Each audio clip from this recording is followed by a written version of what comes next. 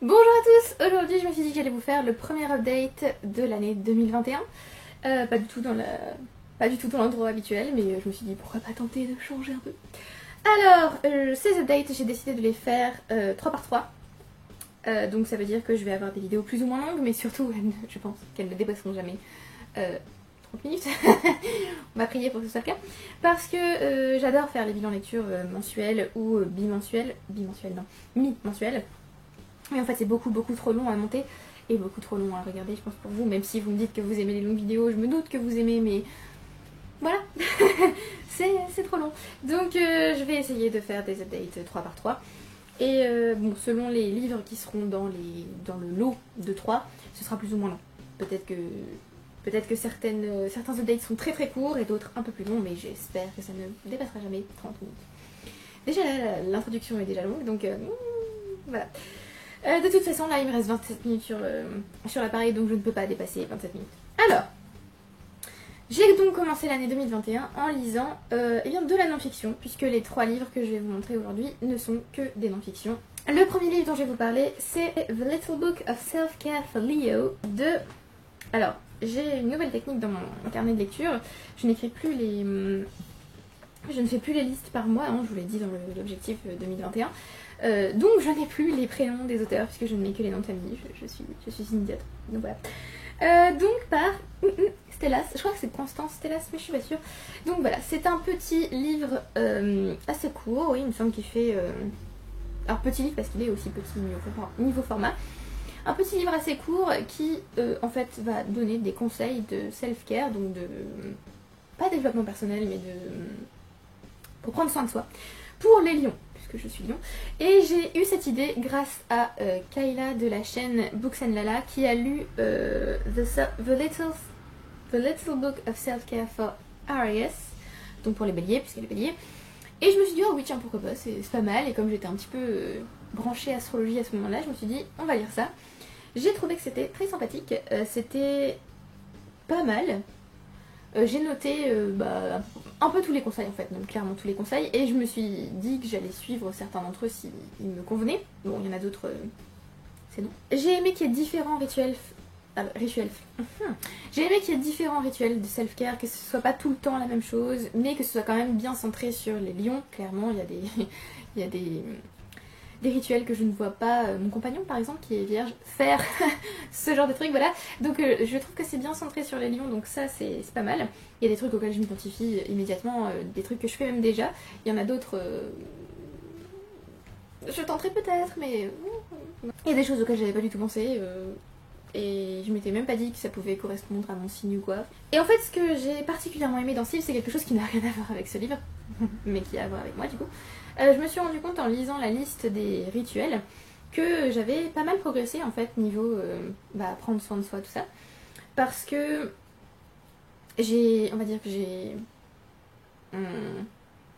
j'aime pas cette expression faire un travail sur soi, mais un peu, depuis plusieurs mois. Et du coup je me rends compte qu'il y a déjà des choses que j'ai mis en place pour moi et voilà. Je trouve que ça fait toujours plaisir en fait quand on lit un bouquin et qu'on se dit en fait je sais déjà ça, ou je fais déjà ça, ce genre de choses. Et on se dit du coup j'ai progressé quand même, je me vois pas avancer au jour le jour, mais en fait j'avance quand même. Donc ça c'était cool. Et j'ai trouvé que c'était hyper motivant du coup parce que ça donnait envie de prendre soin de soi et ça boostait, enfin, c'était sympa. Alors le livre est divisé en 2 parties si je me souviens bien parce que c'est pas un moment où j'ai lu. Il y a une partie où on parle du signe en fait, et on parle du signe. Pas vraiment justement, en fait on parle des signes astrologiques et on regroupe certains signes ensemble, par exemple les signes de feu comme bélier, lion et scorpion il me semble. Non, scorpion c'est pas le signe de feu. Mince, quel est le dernier signe de feu? Verseau? Non. Bref, on regroupe les signes de feu ensemble et les autres. Et donc on parle de tous les signes dans la première partie, et dans la deuxième on va se concentrer exclusivement sur le signe qui est à l'honneur dans le livre. Du coup je pense que la première partie se trouve en fait dans tous les livres, dans tous les différents livres pour les différents signes, mais c'est pas plus mal.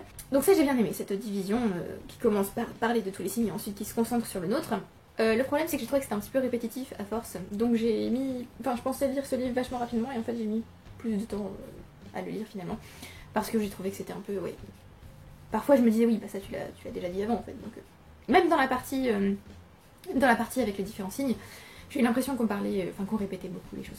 Mais c'était quand même super sympa et en plus la couverture est pas mal. Donc voilà, toutes les couvertures sont très belles mais je vais pas tous les lire. Mais ça peut être sympa pour, même pour ceux qui croient pas en l'astrologie en fait. Parce que bon, l'astrologie je trouve ça fun et je trouve ça intriguant parce que parfois il y a des espèces de coïncidences bizarres et tu te dis ah quand même. Et puis quand je lis ma charte par exemple ou quand je lis la description de mon signe parfois je me dis mais c'est totalement moi, ça fait peur. Donc voilà, mais je sais qu'il y a beaucoup de gens qui sont très sceptiques et qui se disent mais n'importe quoi comme si. Moi je trouve que ça nous replace en fait dans le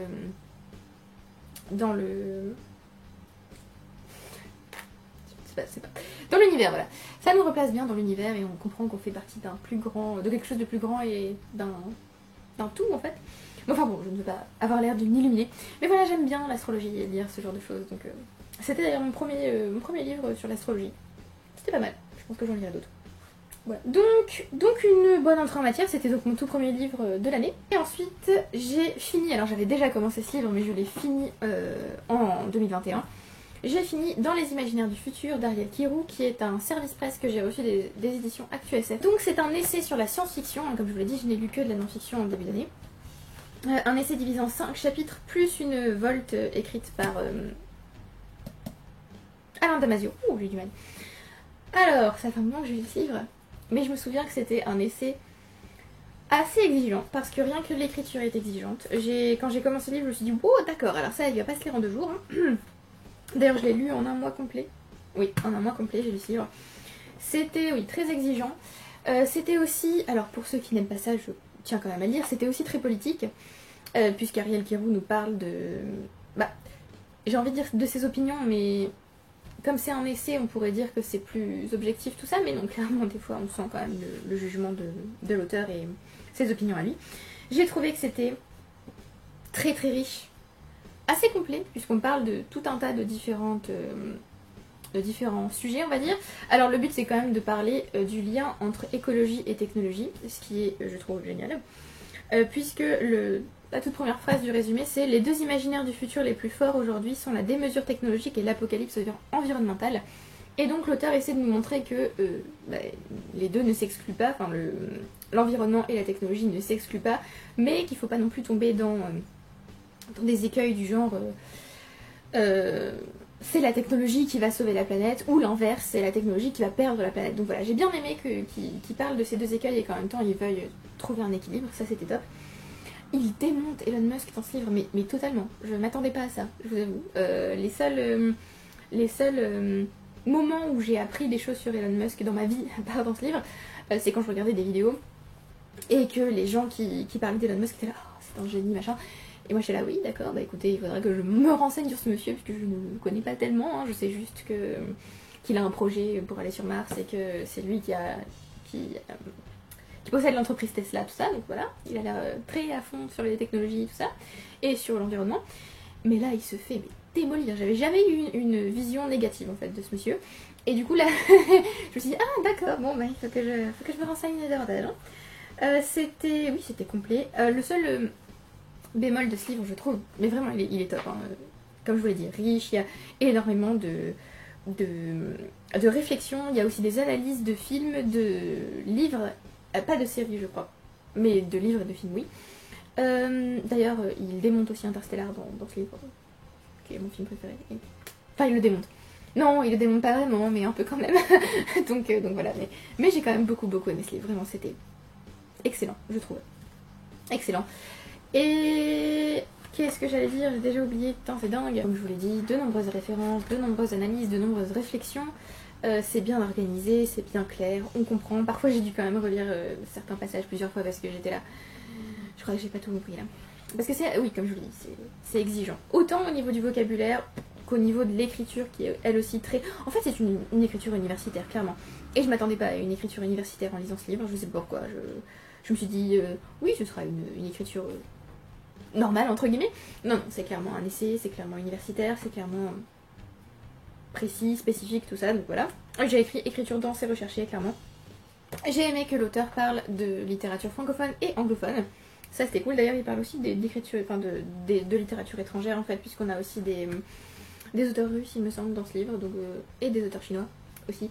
Donc voilà, c'était très bien. Et j'ai trouvé ce que j'ai vraiment adoré dans ce livre, c'est l'importance que l'auteur donne à la science-fiction. C'est-à-dire que la science-fiction est en fait pas juste une littérature de divertissement, pas juste une littérature pour les nerds ou pour les gens qui veulent imaginer un futur, tout ça. C'est vraiment un genre qui tente d'imaginer ce qui pourrait se passer dans le futur et qui parfois le prédit ou qui influence des gens. Enfin, j'ai trouvé que c'était génial en fait la façon dont il voyait la science-fiction et la façon dont il me l'a présenté. J'ai trouvé ça formidable. Enfin, j'ai eu l'impression... En fait, la nerd en moi, la geek en moi, vous savez, la fille qui adore la SFF et qui se voit souvent dire que ce sont des genres mineurs ou qui ne sont pas intéressants, qui ne sont pas littéraires, qui ne sont pas étudiables ou ce genre de choses. Cette fille-là en moi, elle s'est dit « Oui, oui, merci !» Voilà, c'était... J'ai adoré. C'était génial. Mais, bémol qui fait que ce livre n'est pas un coup de cœur, c'est que Monsieur Kirou spoil énormément de livres. Vraiment. Il y a des livres que je n'ai pas encore lus et que j'avais très envie de lire, que j'ai toujours envie de lire quand même, parce qu'il donne vraiment envie de lire les livres dont il parle, même s'il les spoil. Il spoil quand même pas mal de livres et moi j'étais là. Il n'y aurait pas pu y avoir, je sais pas, un petit disclaimer au début du livre en disant attention, je risque de vous spoiler certains livres. Alors, peut-être qu'il s'est dit oui, enfin, si les gens lisent mon livre, c'est qu'ils ont lu les grands classiques de la science-fiction, ou qu'ils ont lu certains livres, qu'ils ont déjà vu certains films, qui connaissent la science-fiction. Alors, oui, mais pas tout à fait. il y a des livres que je n'ai pas encore eu l'opportunité de lire, et donc voilà, ils sont spoilés. Je déteste quand on me spoil des livres. C'est pour ça que j'essaie un minimum de vous spoiler des livres sur la chaîne. Je déteste vraiment ça. C'est quelque chose qui me... Alors je sais que la valeur du livre n'est pas seulement dans son histoire ou dans sa fin, que c'est pas bien grave pour certains livres s'ils sont spoilés parce que le but c'est d'arriver jusque là et de voir tout le développement en fait, de voir aussi l'écriture, de voir aussi les réflexions qui se trouvent à l'intérieur du livre. Pour autant je déteste être spoilée. Donc... c'est le seul bémol que je peux trouver à ce livre, sinon il est excellent. Voilà, je ne sais que vous dire de plus. Lisez-le si vous êtes intéressé par la science-fiction et par des réflexions critiques et, quasi universitaires sur la science-fiction. C'était génial. Juste attendez-vous à être spoilé. J'ai envie de dire c'est la vie. Et alors le dernier livre dont je vais vous parler aujourd'hui, c'est A History of the World in 21 Women de... Alors le nom de famille de la dame c'est Murray. Mais je me souviens plus de son prénom. Je crois que c'est Jenny Murray. Alors, c'est un recueil de biographies de femmes, hein, comme d'habitude. Parce que j'adore ce genre de livre. C'est un recueil de biographies de femmes qui, en fait, va... Alors, il me semble que c'est... Je vérifie quand même, mais... Il me semble que c'est chronologique, oui. Et en fait, on va prendre... Enfin, l'autrice parle d'une femme dans une période historique, on va dire. Et en fait, elle avance au fur et à mesure de l'histoire avec différentes femmes. J'ai trouvé ça hyper intéressant comme façon de faire. D'ailleurs, ce livre est mon premier coup de cœur de l'année. J'ai aimé que ce soit assez divers, puisqu'on a des femmes de différents pays, de différentes époques et de différentes cultures, tout ça, c'était bien. J'ai aimé que... j'ai aimé apprendre énormément de choses, en fait, parce que on apprend la vie de ces femmes, en fait, on découvre ces femmes. En tout cas, pour certaines, j'ai découvert ces femmes, puisque je ne les connaissais pas. Mais aussi, on apprend, en fait, l'histoire de leur pays, de leur culture. Enfin, on en apprend plus que simplement l'histoire de cette femme, en fait, que la vie de cette femme. J'ai aimé aussi que l'autrice ne cache pas les défauts des femmes dont elle parle, parce que c'est parfois le cas dans certains recueils de biographies. Je pense particulièrement à Bad Night Stories for Rebel Girls de deux autrices italiennes, dont je ne me souviens pas, je suis désolée. Ces livres cachaient un peu les défauts des femmes dont il parlait, et là, clairement, on parle de tout, on va dire, et ça, j'ai trouvé que c'était top. J'ai aimé les apports personnels de l'autrice puisqu'elle nous parle de la façon dont elle a découvert ces femmes, de ses voyages pour en apprendre plus sur ces femmes, par exemple sur Hatshepsut, qui il me semble est la première femme dont elle parle. Donc voilà, on a tout un côté personnel aussi du livre que j'ai adoré, parce que je trouve ça important aussi de parler de notre perception de ces femmes. Et d'ailleurs, je crois que c'est cette autrice qui m'a donné vachement envie de faire une nouvelle série sur la chaîne, que j'ai pas encore commencé, hein, mais j'ai déjà noté certaines choses. J'aimerais bien peut-être... Enfin, je vais pas vous en parler plus, c'est un peu du teaser ce que je suis désolée, mais j'espère réussir à faire cette série de vidéos. Elle a aussi rencontré certaines des femmes dont elle parle, j'ai trouvé ça génial en fait de voir la façon dont elle a réagi en fait à la rencontre de ces femmes. Par exemple, il me semble qu'elle a rencontré Margot Atwood et qu'elle l'a trouvée très intimidante. Elle a aussi rencontré une journaliste, dont j'arrive jamais à me souvenir le nom, une journaliste russe qui est décédée 2 ans après, je crois. Donc voilà, on imagine comment elle a pu réagir à ce moment-là. C'était aussi du coup assez touchant parce qu'on sent qu'elle se sent proche de ces femmes, qu'elle les ait rencontrées ou pas. Et voilà, c'était vraiment... C'est une des meilleures biographies de femmes que... Un des meilleurs recueils de biographies de femmes que j'ai lu. Et en plus, le côté historique apporté en plus, voilà, c'était vraiment vraiment top. Et il me semble qu'il y avait aussi Coco Chanel dedans. Enfin voilà, c'était génial. Il y avait Frida Kahlo. Je crois qu'il y avait aussi des illustrations maintenant que j'y pense. Il me semble, oui. Ah non, il y avait des... je sais plus comment on dit. Des références d'œuvres, voilà, que je suis ensuite allée chercher chez moi. Et par exemple, les œuvres de Frida Kahlo, certaines que j'avais jamais vues du coup, et c'était... Oui, c'était cool vraiment. Donc j'ai adoré ce livre. Alors maintenant je vous dis que c'est un coup de cœur, le premier coup de cœur de l'année, mais maintenant que je prends du recul et que je repense, il y a aussi quelque chose quand même qui m'a un petit peu gênée. C'était dans la toute première biographie, quand Madame Murray, puisque je me souviens pas de son prénom, parle d'Hatshepsut, elle déplore le fait qu'Hatshepsut était visiblement obèse. Pourquoi? Je sais pas, elle est là en mode oui, je pensais qu'elle était si belle, machin et tout, et moi je suis là. En quoi le fait d'être obèse empêche Hatshepsut d'être belle? Je ne sais pas, je ne comprends pas. Donc voilà, elle a trouvé ça dommage qu'une femme de pouvoir comme Hatshepsut soit en fait obèse. Ok. Donc bon, c'était un petit peu gênant ce passage, clairement. Je me suis dit, j'espère que t'es pas comme ça tout le long, meuf, parce que bon, c'est un peu chaud. Mais non, en fait, ça s'est amélioré, on va dire, avec les pages, donc tout va bien. Mais voilà, donc c'était génial. Voilà, c'était donc les tout premiers livres que j'ai lus en 2021. Donc que des bonnes lectures en fait, et un coup de cœur, donc parfait. L'année a bien commencé, on va dire. Merci d'avoir regardé la vidéo jusqu'au bout, elle fait moins de 30 minutes, je le sais, puisque l'appareil ne s'est pas éteint. Yeah. Merci d'avoir regardé la vidéo jusqu'au bout, merci à ceux qui aiment, qui commentent et qui s'abonnent. N'hésitez pas à me dire les premiers livres que vous avez lus, vous, en 2021. Donc, soit vous me parlez de tous les livres que vous avez lus en janvier, soit de vos 3 premiers livres, hein, c'est vous qui voyez. Est-ce que vous avez eu des coups de cœur déjà? Ou est-ce que vous avez au moins eu un bon début d'année niveau lecture? Donc c'est tout. À la prochaine, bye.